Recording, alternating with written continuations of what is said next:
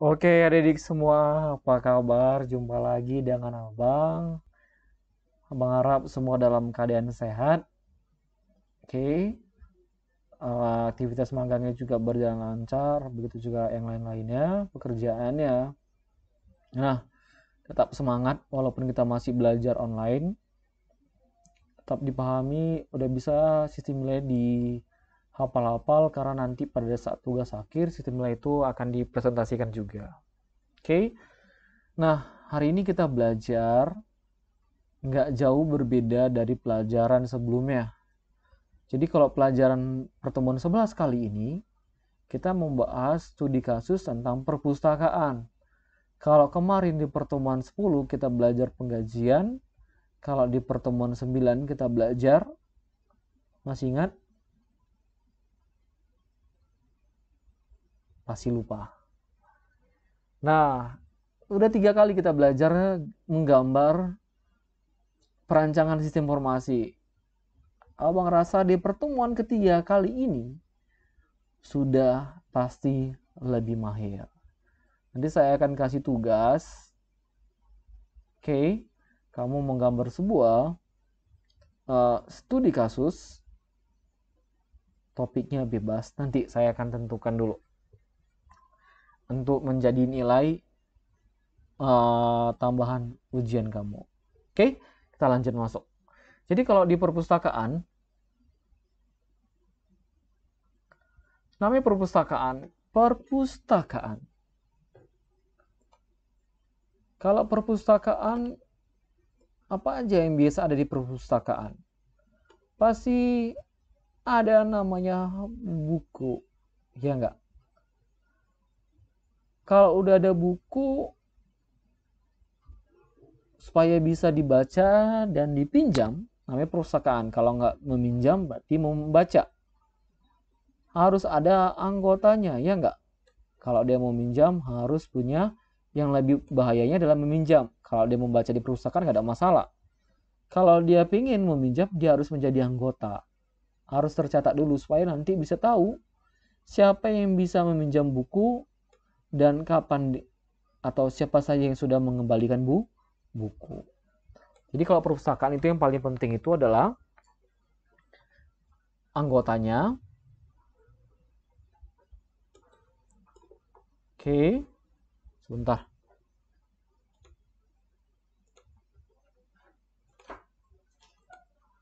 Apalagi ada bukunya, kemudian daftar peminjam, sama pengembalian. Oke. Nah, biasanya kalau komputer sistem informasi di perpustakaan, biasanya megang itu cuma si administrasi atau adminnya. Kalau kamu membuat secara online, perpustakaan online, nggak hanya si admin, ada si anggota. Tapi si anggota di sini, biasanya kalau si admin maka bisa mengedit data anggota, data buku, data peminjaman, pengembalian, dan laporan. Ini tugas si admin. Kalau anggota biasanya hanya mengecek datanya saja, kemudian data guru, ya enggak, dia hanya bisa mengecek, hanya bisa melihat. Kemudian buku apa yang dia yang pinjam, kemudian kapan dia melakukan pengembalian. Ini kalau kamu buat secara website atau pakai PHP. Kalau ini dia itu biasanya kamu nanti pakai cuma VBNet aja. PHP juga bisa, tapi sayang. Kalau dia itu lebih bagus ada anggota pakai website. Bukan hanya anggota saja, tapi bisa si pengunjung. Tambahkan di sini pengunjung. Pengunjung nggak bisa minjam buku atau mengembalikan. Pengunjung hanya bisa mencari data-data buku. Kalau hanya pengunjung. Oke? Nah, tergantung sistem yang kamu buat, PHP atau VBNet. Kalau kamu pakai VBNet biasanya cukup si admin saja. Kalau kamu pakai PHP biasanya yang bisa menggunakan sistem itu bisa si admin otomatis karena dia mengolah. Si anggota supaya dia bisa tahu data-data dia, data buku apa yang telah dia pinjam, dan kapan dia pengembaliannya.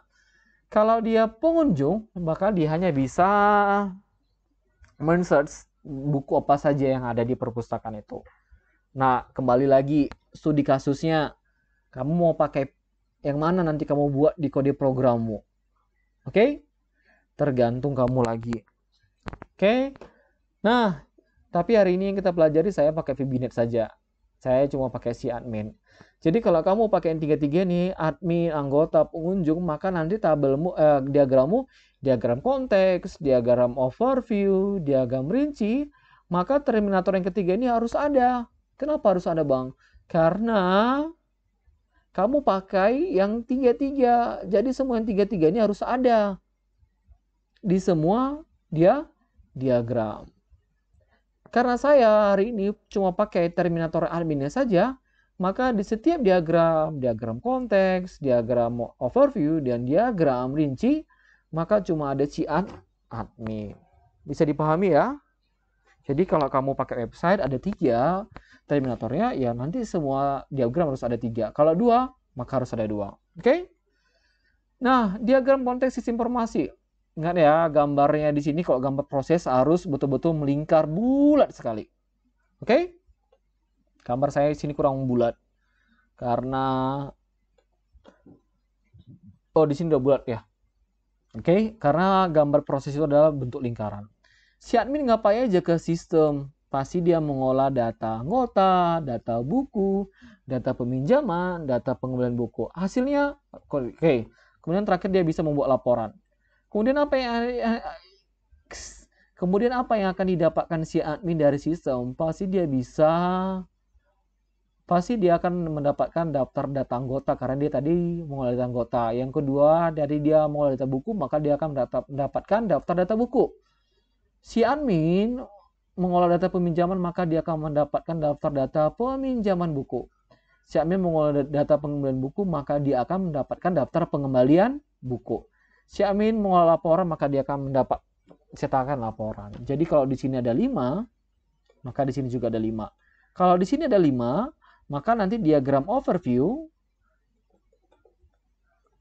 prosesmu nanti ada 5. Jadi prosesmu nanti ada 5. Proses yang pertama, kedua, ketiga, keempat, dan kelima. Kita lanjut. Diagram overview. Overview atau diagram no level 1. Nah, pastikan nanti ya, adik-adik sekalian, gambarnya dalam bentuk lingkaran bulat. Di sini saya buat lonjong. Jadi jangan buat lonjong nanti ya. Oke. Nah, oleh data anggota, data buku, data peminjaman buku, data pengembalian buku, laporan. Si admin mengolah data buku akan disimpan ke si admin akan mengolah data anggota akan disimpan ke tabel anggota. Dia akan mendapatkan data anggota. Yang kedua, si admin akan mengolah data buku, kemudian hasil yang diolah akan disimpan ke tabel buku, kemudian si admin akan mendapatkan daftar data buku. Si admin mengolah data peminjaman buku. Kalau dia minjam, pastilah akan disimpan ke peminjaman buku. Tapi dia nggak akan bisa minjam buku.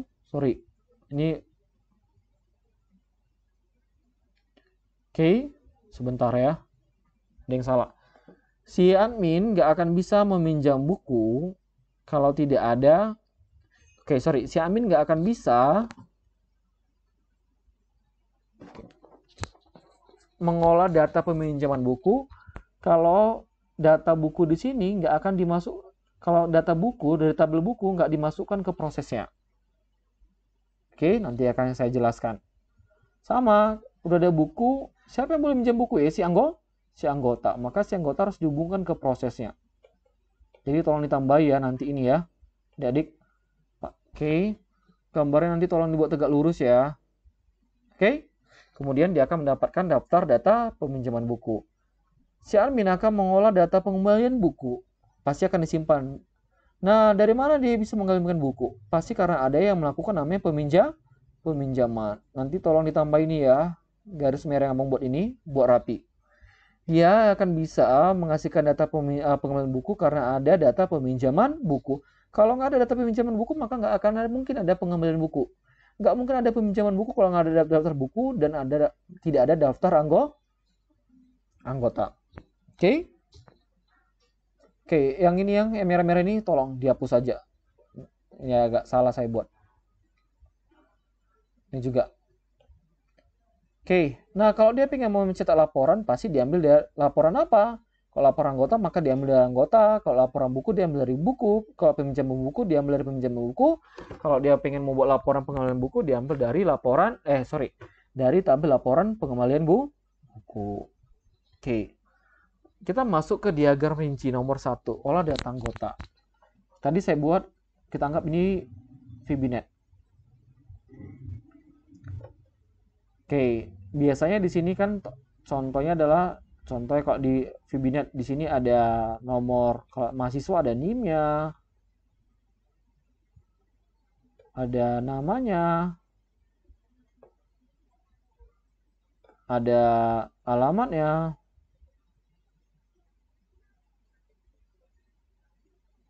Oke, kemudian di sini ada tombol simpan atau tombol edit, tombol input, tombol cari,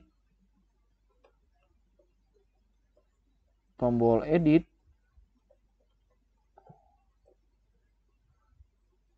kemudian tombol hapus. Nah, diketikkan NIM-nya contohnya 101, namanya si Ucok. Alamatnya Pringgan.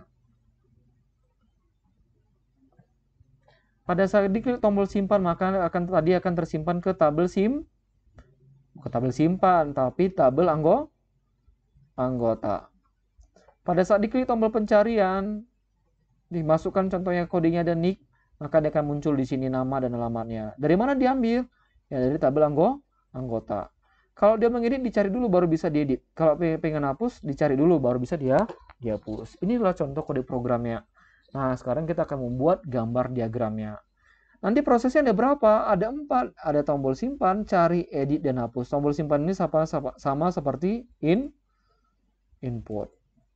Oke, kita lanjut. Jadi si admin akan bisa melakukan cari data anggota, input data anggota, cari edit data anggota, dan hapus data anggota. Adik-adik sekalian, perhatikan nanti kalau kamu membuat gambar ini, pastikan gambar proses ini lingkaran bulat. Jadi lingkarannya harus bulat penuh. Tidak boleh lonjong yang seperti saya buat. Jadi saya di sini agak sedikit salah. Bukan salah, sengaja saya salahkan karena nggak muat di tampilan saya. Oke? Nah, si admin akan mencari data anggota dari tabel anggota. Lihat panah yang namanya mencari. Maka dia memberikan di sini. Maka dia akan dapat invalid data. Si admin akan menginput data anggota. Kemudian akan disimpan ke tabel anggota. Kalau kemudian dia akan mendapatkan daftar data anggota. Si admin akan mengedit data anggota, di mana sebelum mengedit pasti dia harus melakukan namanya pencarian. Makanya panahnya ada dua.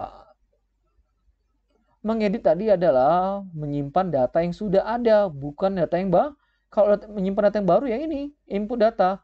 Tapi kalau mengedit maka diambil data yang sudah ada, diperbaikinya atau diperbaruinya atau diupdate-nya, kemudian dikembalikan lagi. Itulah makanya panahnya ada dua bersamaan.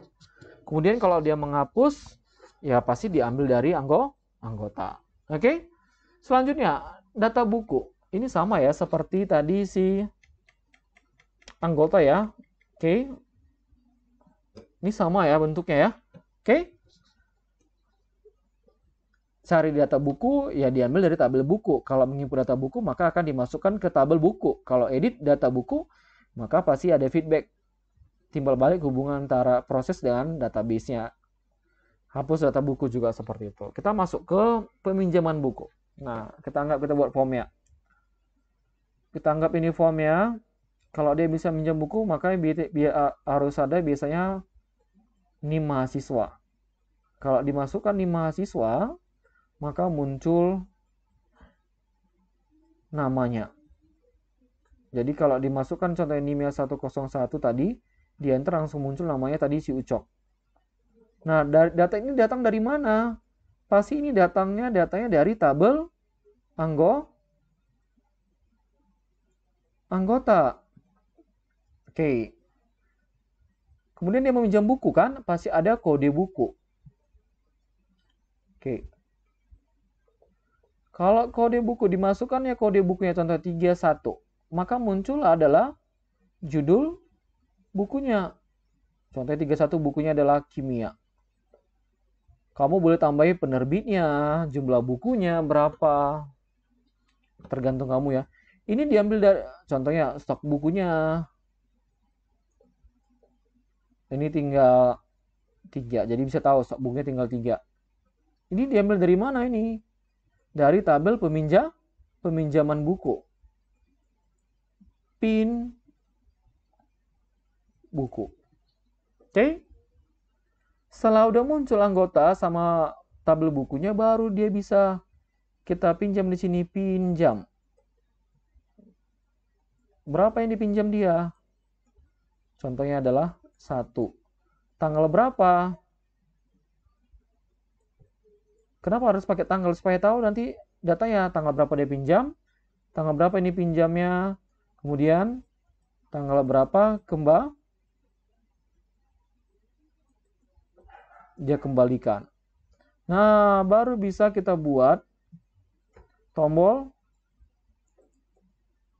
simpan. Kalau udah diklik ini tadi tanggalnya tanggal berapa, tanggal kembalinya berapa, maka dia bisa akan tersimpan. Simpannya kemana? Pasti akan disimpan ke tabel peminjaman buku. Kalau dia pengen melakukan pencarian, oke, cari dari sini ya, pasti peminjaman buku. Dia tinggal masukkan aja. Oke, pasti nanti ada nomor proses. Oke, sorry ya. Nomor transaksi. Kayak kalian ke Indomaret, ada kan di kwitansi itu nomor transaksi, contohnya nomor transaksi 10. Tinggal dicari ya nomor transaksi 210 itu dicari ya. Akan nanti 210 ini akan tersimpan ke peminjaman buku. Dicari 210, di enter ya, maka muncullah semua data-datanya ini. Bisa nggak diedit? Nggak boleh ya. Boleh nggak dihapus peminjaman buku? Saya rasa nggak boleh dihapus ataupun diedit, hanya boleh disimpan. Tergantung kalian sih. Tapi pada umumnya nggak boleh. Kita lanjut.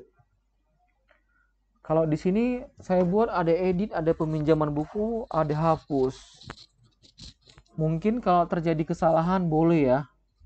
Mungkin kalau terjadi kesalahan oleh si admin. Jadi ada edit, ada peminjaman atau ada edit dan ada hapus, tergantung. Oke? Nah, jadi kalau dia pengen mencari dari peminjaman buku, kalau dia pengen menginput data peminjaman, nggak boleh langsung ada. Kalau dia pengen minjam buku, harus ada dulu data bukunya, data anggotanya. Setelah udah ada, barulah disimpan ke tabel peminjaman. Kemudian dia akan mendapatkan, si admin akan mendapatkan daftar data peminjaman buku. Kemudian si admin pengen mengedit, ini sama ya panahnya ya, rasa nggak usah saya jelaskan lagi. Yang ini intinya kemarin, jadi kalau dia pengen menginput data peminjaman, nggak bisa langsung tersimpan data ke peminjaman buku, karena harus ada dulu data buku anggota ditampilkan di sistemnya tadi, seperti yang saya udah buat, baru bisa disimpan. Oke? Yang ini pengembalian buku, tadi contohnya ada nomor transaksinya.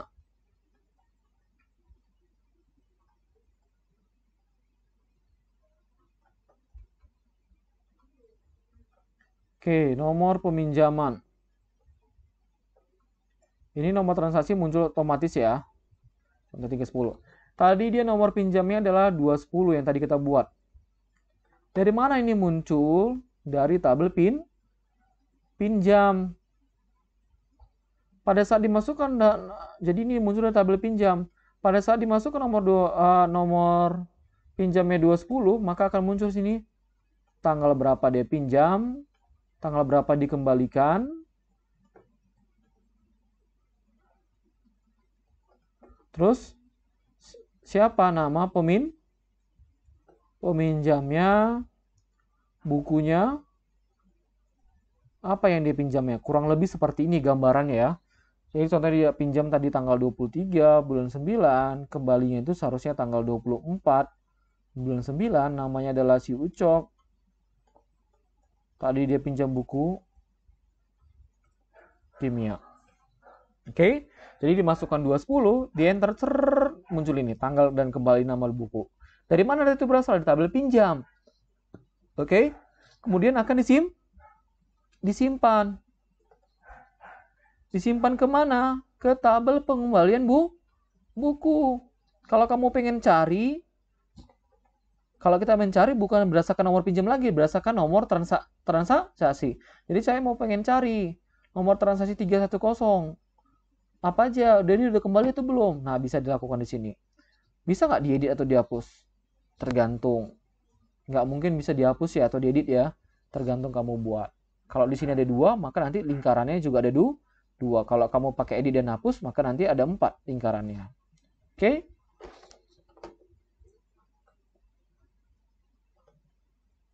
Nah, cari edit. Nah, caranya nomor 2. Jadi data pengembalian buku, dia bisa mencari dari pengembalian buku. Kalau dia pengen menginput data buku, perhatikan, itu diambil dari tabel peminjaman Bang, kok nggak ada lagi di sini tabel buku ataupun tabel anggota. Nggak usah lagi.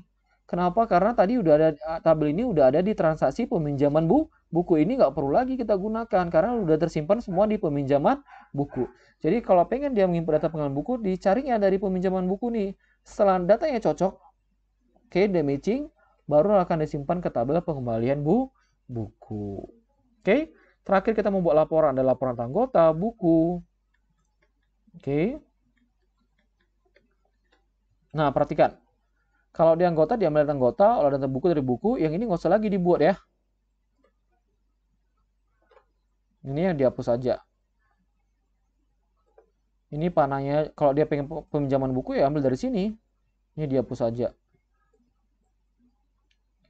Oke, tolong diperbaiki nanti ya. Kalau dia pengen membuat laporan anggota, maka diambil dari tabel anggota. Kalau dia pengen mau data buku, maka diambil dari tabel buku. Kalau dia pengen mencetak laporan peminjaman buku, maka diambil dari tabel peminjam buku. Ini panahnya seharusnya ke sistem ya. Oke, ini nggak ada. Ini juga salah. Saya salah buat. Oke, ini pengembalian buku. Oke, ini arah Bang rasa sama.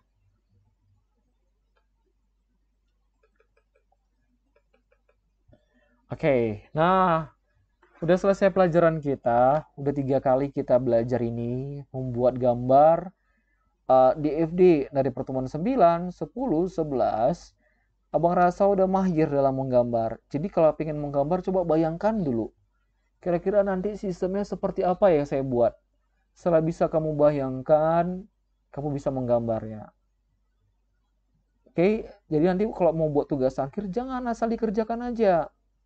Contohnya, aku mau buat sistem kayak kasir lah. Contohnya, aku mau buat sistem kasir. Coba kamu belanja ke Indomaret atau ke sejenisnya. Tengok mesin kasir mereka. Terus sambil tanya-tanya, mbak-mbak kasirnya. Oke? Atau nanti kamu bisa riset. Tanya gimana proses kasirnya. Kalau kamu pengen membuat website penjualan, coba kamu tengok di website dulu, searching di Google. Aku mau buat website, ini yang sering salah nih. Penjualan tiket bus, ini yang salah. Penjualan tiket bus secara online. Kamu bisa terus membeli tiket tanpa ada batasan. Padahal armadanya memiliki batasan tiket bus. Contohnya, bus itu hanya kapasitasnya 30 seatnya, 30 tempat duduknya. Ternyata boleh orang memesannya lebih dari 30, kan jadi masalah. Makanya kalau kamu pengen membuat seperti itu, coba agak-agak dicek dulu di situs-situs aplikasi penjualan tiket. Gimana ya kalau saya mau buat aplikasi sistem informasi penjualan tiket? Coba cek kayak situs Traveloka, pergi-pergi atau sejenisnya. Oh, seperti ini gambarannya. Maka nanti kamu membuat sistemnya seperti itu juga. Jadi jangan asal dibuat dulu gambarannya. Contohnya, saya pengen membuat sistem website rental mobil. Nah, kamu cek dulu di website itu gimana ya contohnya website rental mobil. Contohnya mobil saya nanti ada 10 mobil ini kan jenisnya berbeda-beda, harganya pun berbeda-beda. Kalau 5 mobil udah dipinjam, maka tinggal sisa 5 lagi. Maka yang hanya tampil di website seharusnya tinggal 5. Kalau dipinjam mobil satu lagi 3 hari, maka hari keempat udah harus kembali. Maka di website juga nanti hari keempat juga harus muncul, mobilnya sudah ready. Nah, seperti itulah. Oke? Kalau saya membuat website penjualan makanan, nah hati-hati. Penjualan makanan ini seperti mana? Makanan itu kan cepat basi ya, jadi hati-hati. Gimana cara pemesanannya? Gimana cara pembayarannya? Jadi sebelum membuat website atau membuat sistem, bukan membuat website ya, membuat sistem, kamu cari-cari dulu gambarannya di Google. Searching dulu. Oke? Nah, sekian pelajaran kita hari ini. Sampai jumpa lagi di topik selanjutnya. Tetap jaga kesehatan. Tetap semangat. Sampai jumpa.